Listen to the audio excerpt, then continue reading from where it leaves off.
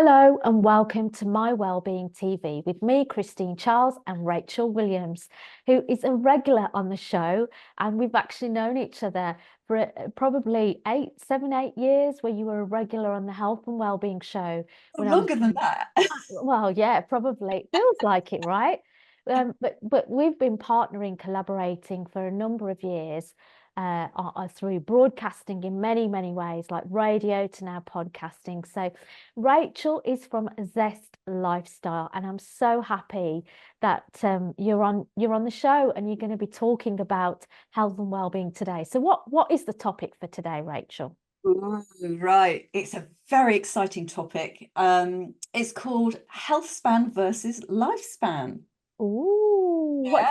what's the difference? Because I wouldn't think anything different of that. Okay. So lifespan is the number of years that you live, and healthspan are the number of years that you are healthy. And there is quite a disparity in the number of years of health and then when you actually expire and depart this planet. I like how you said expire and depart this I don't planet. say die. I love it. So, okay, talk more about it. What do you mean by health span and lifespan? Like, is life the amount of years that you're expected to live, and health is, Yeah. yeah. So life expectancy and the number of years that you are healthy. And there are some actually quite amazing statistics that I discovered a few years ago, and they just absolutely sort of shocked me. So in this country, we on average, men and women, will live 81.2 years. So that's the average between men and women. When you split it out into male versus female, men tend to live to 79.4 years. So this is average. So we're not talking, this is complete average. And women will live to be 83. We are actually 17th in Europe compared to other nationalities as to what our life expectancy is, which is actually quite interesting. 17th. We can do better than that, can't we? Yes, we can. So here comes the shocker. So for a woman, your average number of years of ill health is 20.1 years, Mm. which means if you live to be 83, you will start getting ill at nearly 63 years old. And for a man, it's 16.4 years. So they experience it's probably about 21%, nearly 21% of their life in ill health, and that's 63 years. So for a woman, it's 24.2%. So, people, do you want to be ill for, if you're a man, for nearly a fifth of your life, and if you're a woman, for nearly a quarter of your life? I certainly don't want to. What about you? Definitely not. And it'd be interesting to see. Yeah, I know we've had a chat offline, so I know Yes. what's coming. But yeah, go for it, Rachel. What do we need to do? What do we need to do? Yeah, Well, what we need to be aware of is yeah, reducing our risk of the nasties. So our life expectancy is kind of dictated by our genetics, yeah. our lifestyle, and luck as well. So if you look at my two health heroes, Dr. Michael Mosley, God bless him, and Professor Tim Spector from Zoe, they say that genetics plays probably about 10 to 20% Yeah. of dictating what your lifespan will be.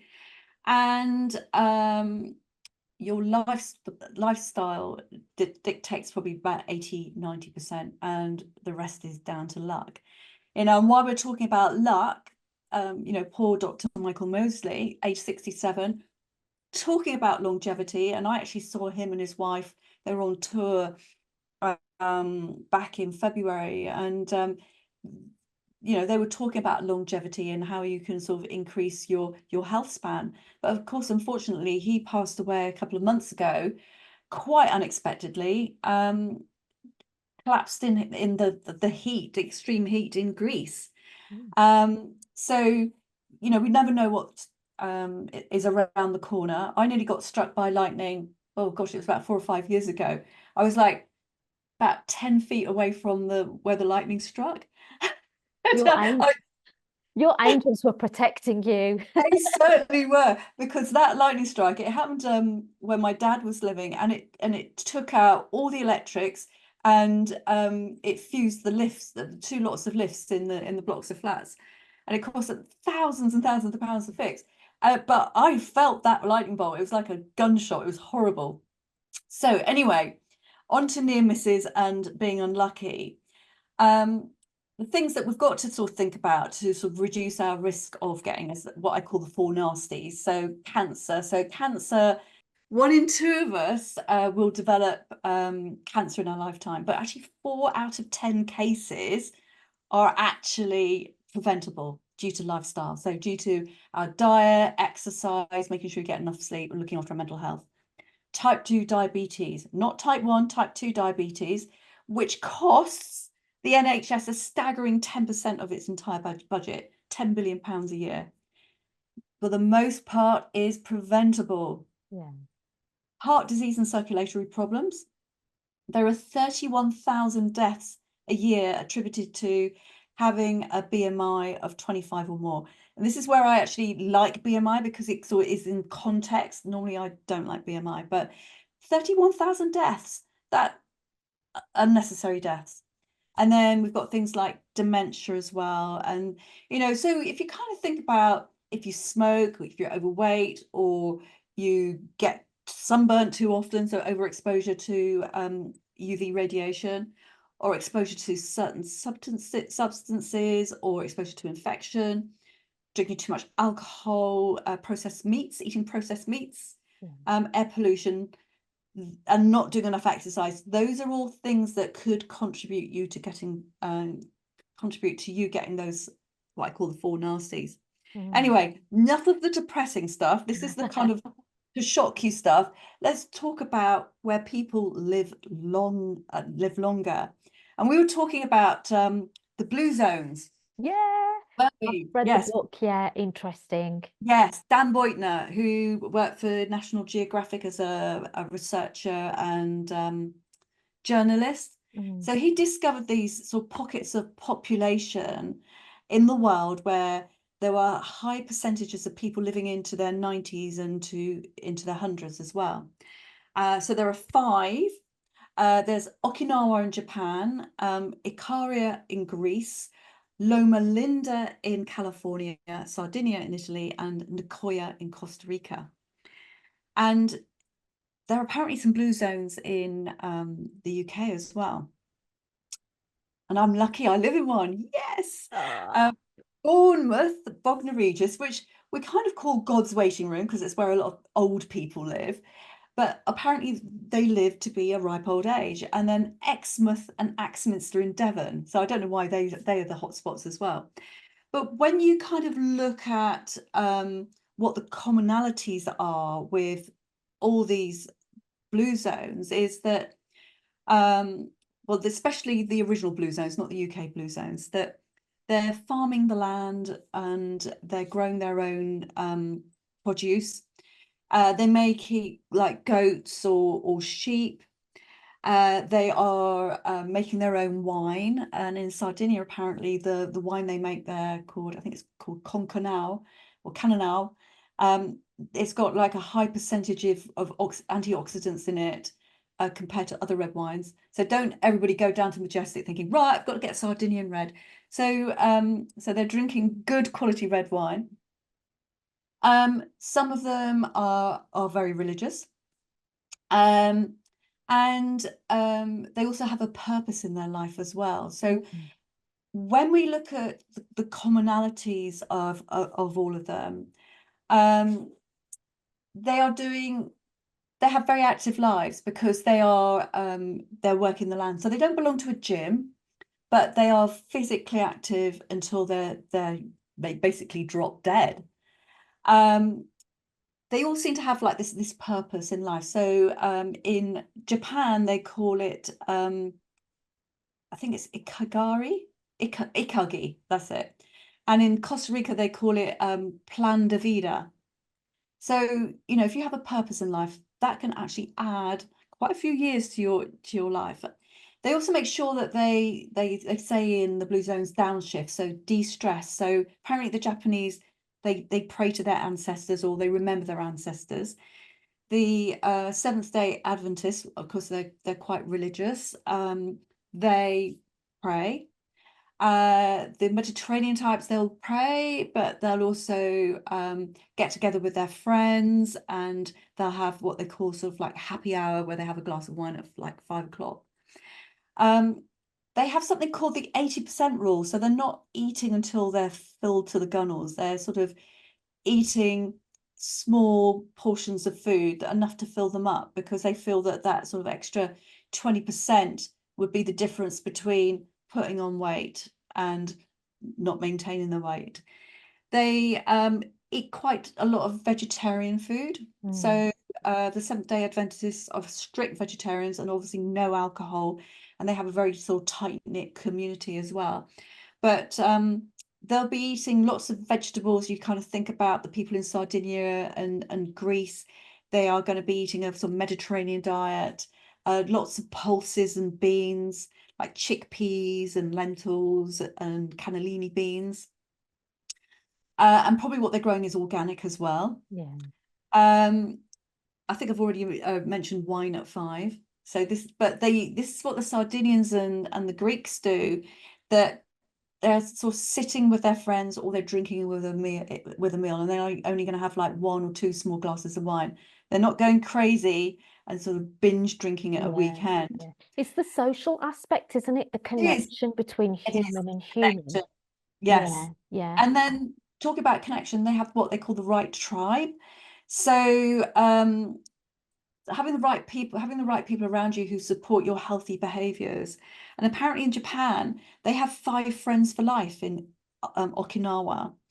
And then they believe in, you know, loved ones first. So they're very family orientated. There was probably sort of generations living together. So it is sort of having those sort of people around you to support you. And then the final thing that they all have in common is belong. They're very faith-based as well. And apparently being faith-based can add between 4 to 14 years of your life. Yeah. We were talking about this, weren't we? Like, we actually spilled into our recording time, but it was fine because we could readjust. But you know, I'm learning a lot about heart coherence and what that does to the body and the frequency, because we're full of frequency. You know, we admit it, we receive it. Sometimes we get drained if we're around the wrong frequency. And you know, and we were talking about the spiritual aspect, and actually words of affirmation can actually give you life, and that our bodies can hear us. They're live cells, and if you speak life to your body, then you can feel a difference. And I know I do, and I feel the difference, because again, we were talking off air, and I was saying, Rachel, I have friends and my mum and myself. When you get to a certain age, you know, the healthcare system starts speaking words over you that are not positive. And I've had to rebuke in some, you know, in a polite way, some appointments. Hang on a minute, don't be putting that on me just because I'm in a certain age bracket.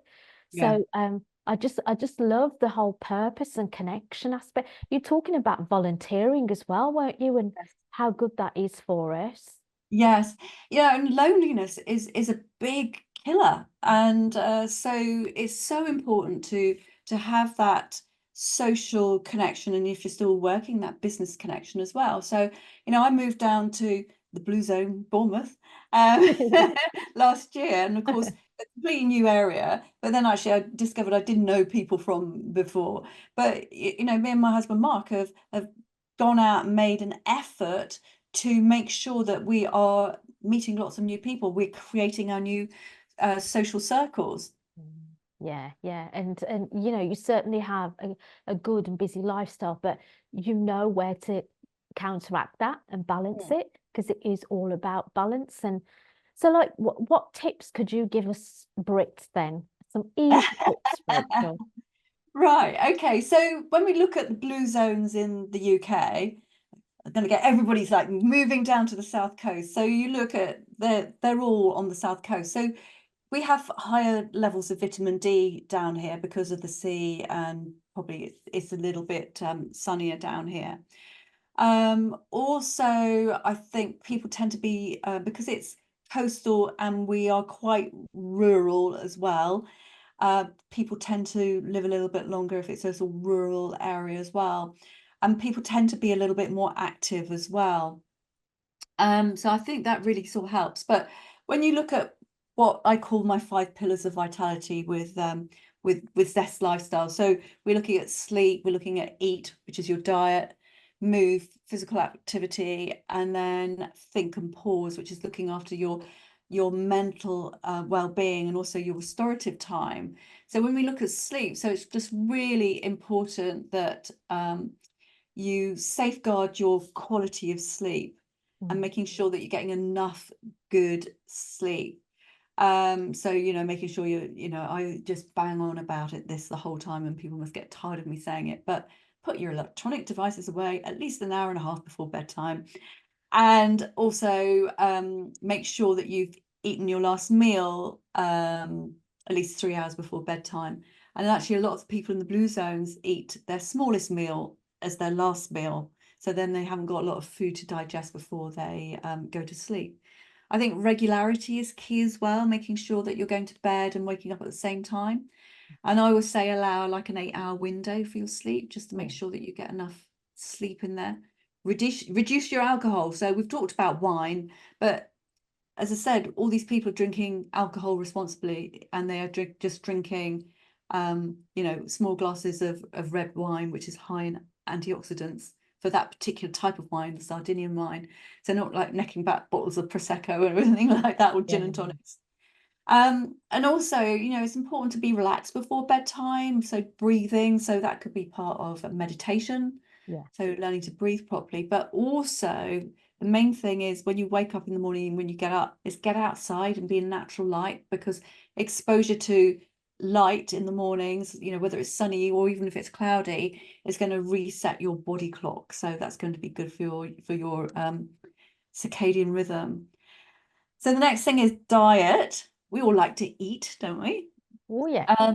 And actually shocking statistics about people who eat too much junk food. So the more junk food you eat, for every 10% extra junk food you eat in your diet, you're increasing your risk of early death by 14%. And when I was talking about cancer cases, 4 out of 10 are actually preventable through lifestyle. So some of that will be through diet. So globally, every year, people are living, about 11 billion people are dying unnecessarily because they're eating a bad diet. So all the complications from eating what we call ultra processed foods that can go on to cause, type 2 diabetes and heart problems, everything like that. So what do you want to be eating? Well, everybody goes on about the Mediterranean style diet. So if you haven't seen the Zoe program, follow it on Instagram. There's lots of great recipes there. You don't have to do the whole thing of wearing the blood glucose monitor on your arm and having the blood test and things like that. It's just like eat a sensible diet. So I've actually done it. And I also am, as I said before, a huge fan of Michael Mosley and his Fast 800 way of eating. So you can buy all the books. Tim Spector from Zoe's got a book coming out. I think it's October, a cookery book. But I have upped my sort of eating things like nuts and seeds. I made some bread last night that was made with sort of oatmeal and seeds and nuts, had no yeast in it at all.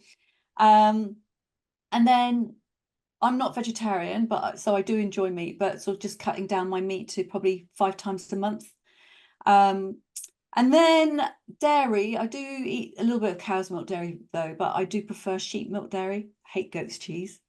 Yeah. But things like eggs, seeds, nuts, oily fish as well. So when you look at the populations of Europe who are sort of living longer than us. So a lot of those, there'd be like France, Spain, Switzerland, Sweden, Norway, Iceland, Belgium.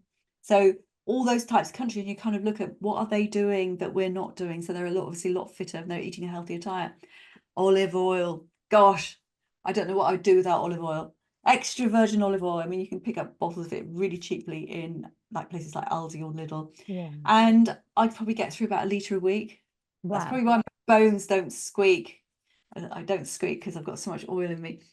Eating things like whole grains as well. So things like oats and barley, rye, brown rice, millet. Everybody will be off to Holland and Barrett to get all these things. Spelt, buckwheat, bulgur, corn. That's maize corn, not corn, which is QUORN, which I think is filthy stuff.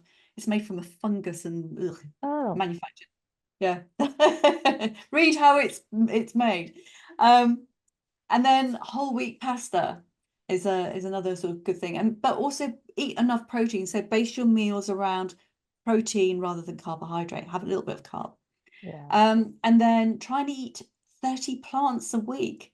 So this is like come from Professor Tim Spector with his Zoe program. But if you just go on the internet, you just like 30 plants a week and just get a list. And you can get lists of like over 200 different things and just vary what you eat. And that can include, so that's your fruit, your vegetables, your pulses and your beans. What else? Your herbs and spices as well. Yeah. And then look after your gut. So your gut biome is really important. So eating fermented foods, like I call them the 3Ks. So you've got kimchi, kombucha, and kefir. And make sure you're eating lots of fiber as well. So try new recipes. So I've been like trying new recipes off the Zoe Instagram page and Michael Mosley's stuff as well. And you know, getting more pulses into your diet. So black beans apparently are really nutritious. And if you go on, I think she's called at Mrs. Hollingsworth or Mrs. Hollingsworth's on Instagram, she made a black bean brownie. So I love brownies, and this, I made it and it was absolutely incredible. It had ground almonds in it and you just pulse it together, some cocoa powder and black beans. Wow. Shove it in the oven. Oh my gosh, it really tasted so good. So black bean brownies, healthy. As long as you don't put sugar in, I put maple syrup in.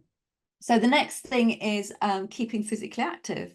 Because when we think about old people, and what was actually really funny, we kind of think about, you know, people getting out of a chair, they struggle to get out of a chair, or they're walking with Zimmer frames and sticks, or they fall and they can't get back up again. And what was quite funny yesterday, I got an advert for a stair lift. I think it's because I'm 61, or nearly 61, and then care homes in Poole and Bournemouth. It's like, don't know those. So because I am determined to keep physically active, and what can you do to make yourself physically active? So doing things that you know, you can start this at any age. It's like preparing you for old age. It's like fall prevention. What do you need to make sure that you know you're not going to have falls? Balance. So like practice standing on one leg. Practice standing on one leg while you're cleaning your teeth. So like every 30 seconds when you sort of like do your front, your back of your front teeth, etc., etc. That's 2 minutes cleaning your teeth. Each time you swap to a different area of your mouth, go on to the other leg. Love it. This is a legacy of Dr. Michael Mosley. So it's like, I feel that I should be sort of telling people about this, and I do it myself. And also making sure that you're using your big muscles. You know, not all of us want to be members of a gym, but do things like squats, a plank, and press ups. You know, if you can't, you know, not very good at them, then just start somewhere. We all have to start somewhere. We're not all, you know, some of us aren't naturally fit. I wasn't. But, you know, doing planks and things like that is working the big muscle groups, and it's going to help with your stability. Something like yoga is really good as well. There's an app called FitOn, FITON, which is free. It's got loads of workouts on there, and you can get yoga for free. But Pilates is just as good, if not better, isn't it? Yeah. They're both the same. I'd probably say I even though I'm a trained Pilates teacher, Wow. well, years ago, I don't teach it anymore. I prefer yoga. Yeah. Pilates for me.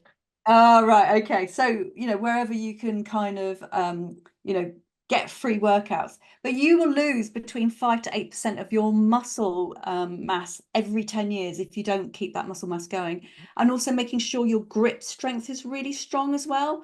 So, you can get these hang bars you can put over door frames or go into the local park and then sort of hang off the little monkey bars.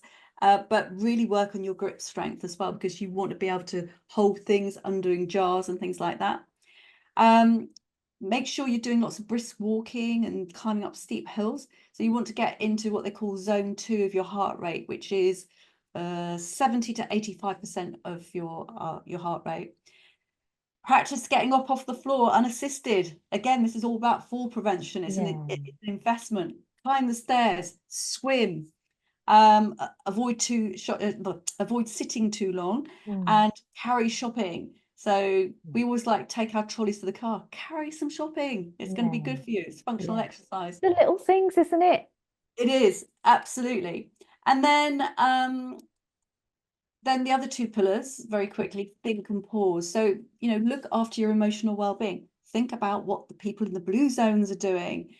And it's so important, do things that make you happy. We don't know how long we're on this planet for. And, I lost 2 friends this year due to bowel cancer, both under the age of 60. So their lives were shortened. And it's so important that, you make the most of your life, but also keep healthy as well. So build those healthy habits into your life. Take some bit of time out for a few hours and think, what can I do to make myself more healthy, to look after my sleep, look after my diet, look after my physical activity? Increase your social network, or, make sure that you keep in touch with your social network. Have a purpose. We've talked about that. Volunteering is really good for just helping with your mental well-being. Keep learning as well. We've got people doing Wordle or Sudoku. My thing is languages. I decided I've been learning Spanish for a while. I decided the other day I wanted to start to learn Swedish. So I'm learning Swedish. I never know when I'm going to be able to use it, but you know what? It's something to learn. Yeah, exactly. And if you smoke, quit smoking. And also make sure you're sort of monitoring yourself. You're keeping a check on yourself. So we talked about, the NHS. NHS is that sort of breaking point. So we want to kind of keep it there for people who need it. But it's important that we're sort of we're monitoring ourselves. So I always say, check your bits for lumps. So, men, check your bits. Women, check your bits. Make sure you're going for your cervical screens, ladies. If you're in your 40s, you should get an MOT, call to your doctor's surgery to do like a sort of blood pressure check, cholesterol, and they'll just check your bloods. When you reach 60, you get to do the bowel cancer test, where you have to poo in a box and send a bit of it off in the post. So I've done that. Not the most pleasant thing to do, but do you know what? Absolutely necessary. Know your numbers. So, know your blood pressure. Just get it checked every 6 months, or buy a blood pressure monitor. Know your weight. Well, actually, I say get some body scan scales. You can get them for about 40 or 50 quid from Amazon or John Lewis, or, wherever. So they'll monitor your weight, your fat percentage, your visceral fat, your muscle weight, your fitness age, your hydration, and your bone density. So they're really kind of quite a good tool to have. And also just something very, very simple is that your waist size should be the same or less than half your height. Oh, interesting. Very interesting. And another thing, actually, people might be interested in, and it is a bit of an investment, but I invest in my health. It's having independent blood tests. So I went and saw a mate of mine who's a phlebotomist, and they were done through Randox. So I paid £295 for blood tests with 150 different markers. So that, from those results, I could actually see where I kind of need to work on certain areas. So I know my cholesterol is naturally very high. because it's hereditary. So we've got that whole gene thing going on, genetic thing. So I am very much into sort of heart attack prevention, because my mum had a heart attack at 65. I'm now nearly 61. But I actually had a CT scan done on my heart, which I paid for with my Christmas present to me. Can you imagine? CT scan. It cost me at least 700 quid. But I was able to see that my heart was absolutely fine. And when all the doctors are saying, you need to go on statins, and I was going, no, I don't want to go on statins unless you can prove to me that my heart is clogged up with plaque. Anyway, it wasn't. So it's like, no statins. This is the thing, right? Because of where the NHS is, and we're not chastising them in any way, No. we honour the doctors and nurses that work incredibly hard, and the background staff that hardly ever get a shout. Oh gosh, yes. But people are looking for alternative therapies now because they know it's at breaking point. And Yes, it is almost like responsibility and accountability for your it own is. health, you Yes. know, and it can be done. It's just finding the proper research, doing the right research, and finding Yes. what works for you and what doesn't. Absolutely. So, we're given this body, and it's up to us to look after it. It's up to us to put the correct fuel into it, to put the right thoughts into it, and to move it and exercise it. And so, if you can do as much as you can to make sure that you are healthy, but there's nothing to say that you can't indulge, and you can't sort of like have a piece of cake, or have a burger sometimes. So it's very much the 80-20 rule. So 80% healthy, 20% kind of indulge and do what you want. But it's like recently I've been doing a bit too much overindulging, so I'm in the 90% healthy at the moment. But yeah, so we don't know when our numbers are, so it's enjoy and have fun. Life's short. Don't have any regrets. And I was telling you a story about my friend who passed away a few weeks ago, and she was at my wedding, and she kept badgering her husband to have a dance. And apparently she said to him before she died, she said, you never did have that dance with me at Rachel and Mark's weddings. That was so sad. So don't have regrets. Don't save things for best either. It's like, use it all, enjoy it. I'm very much carpe diem. I mean, you know me, as I say, for quite a while, and you know how radically my life has changed, and I'm very much carpe diem. So seize the day and just do stuff. But there's never a wrong time to start being healthy, and it's never too late. So start, being absolutely. sort of And we healthy. know there's life and death in the power of the tongue, and Yes. that's a biblical scripture and principle. So speak life into your body, and go and get the Blue Zones book. That is absolutely brilliant. And if you Yes. suddenly get an influx of new people in your area, Rachel, it's not my fault.